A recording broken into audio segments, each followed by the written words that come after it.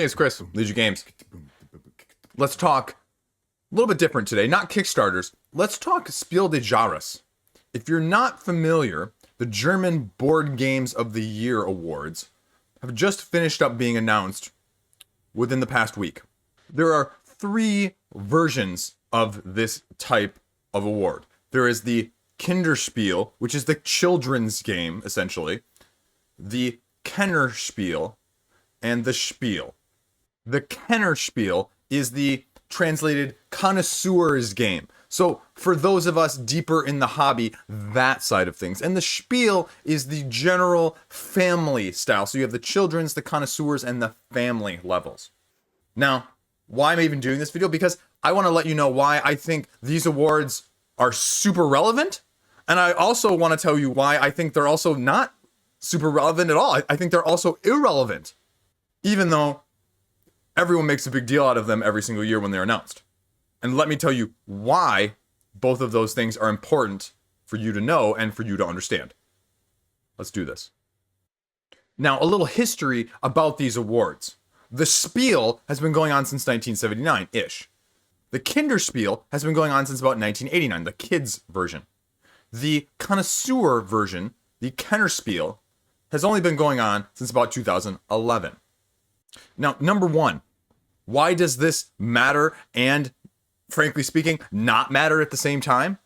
It's because, unlike a lot of the other awards, especially the heavily US-based ones from various sources, online content creators, whatever they may be, is unlike those, this is not a popularity contest. This is not just a general, what is the hotness, what is out there making waves, what is really grinding the gears and impressing people in terms of a popularity contest, winning every single category, no matter what, even if it's not of that type. I'm looking at you, Wingspan, if you're familiar with that year of the Board Game Geek Awards. Anyway, it's not that.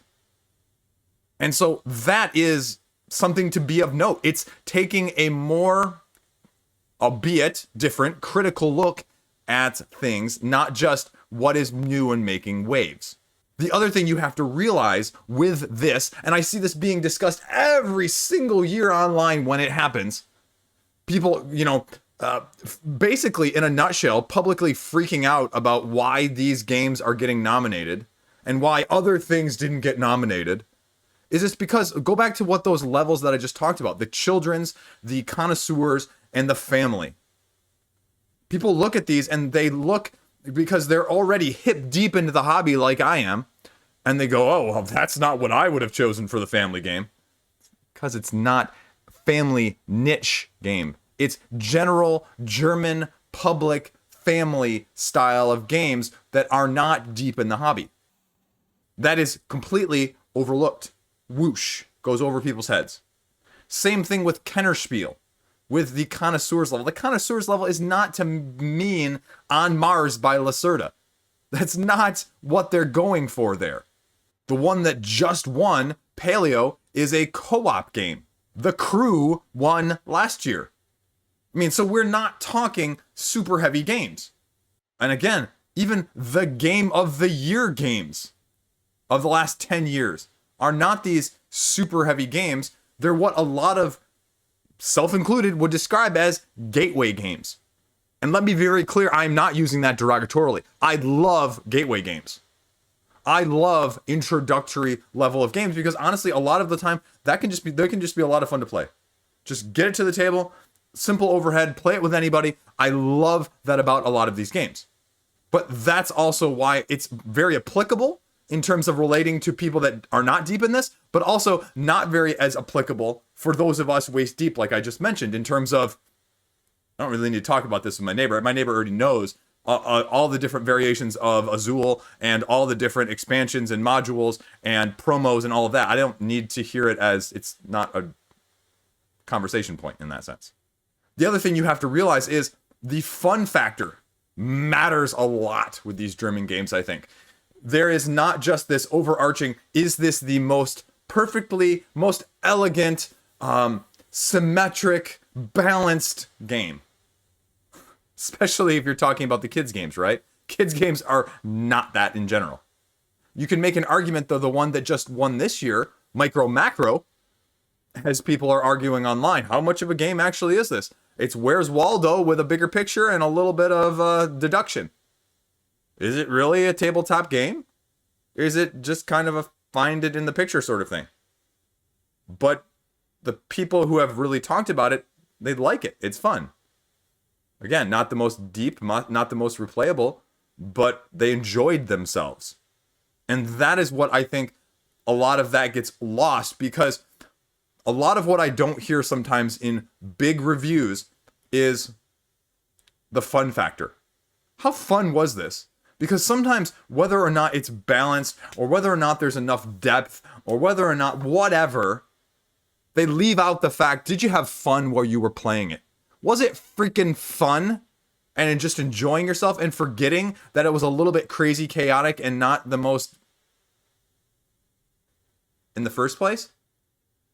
And reviews sometimes are so methodically put together nowadays. I got to go through this point. I got to go through this point. I got to go through this point. I got to go through this point.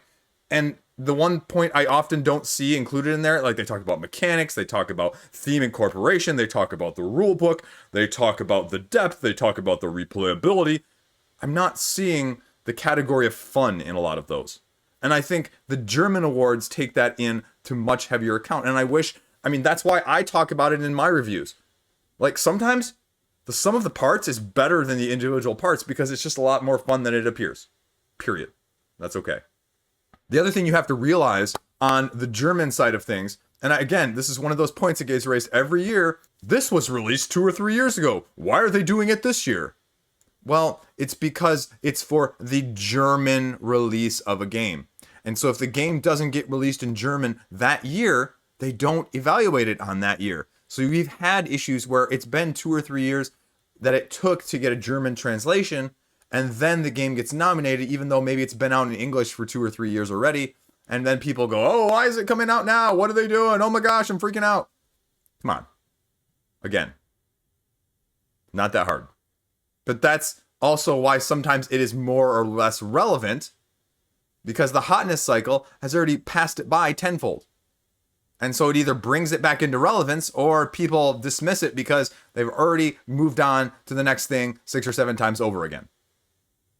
Now, let me pull up a list here so you can see a list of previous winners, because I can't do this list justice in a complete sense here.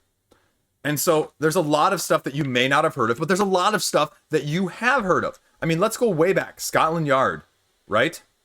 And then you start getting earlier. Catan in 95, El Grande in 96, Mississippi Queen, which just got a remake in 97, Tikal, Carcassonne, Alhambra, Ticket to Ride, Zularetto, Dominion, Dixit, Kingdom Builder, Hanabi, Camel Up, Colt Express, Codenames, King Domino, Azul, Just One, Micro Macro, the most recent.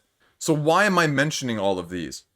The reason it's relevant is because some of these are still very, very well thought of. And now if you go down here a little bit again, Istanbul, Seven Wonders, Isle of Skye, one of my personal favorites, Quacks of Quedlinburg, Wingspan, The Crew, very long-standing like 2 or 3 years, but I think that are going to stand up to the test of time 10 years from now.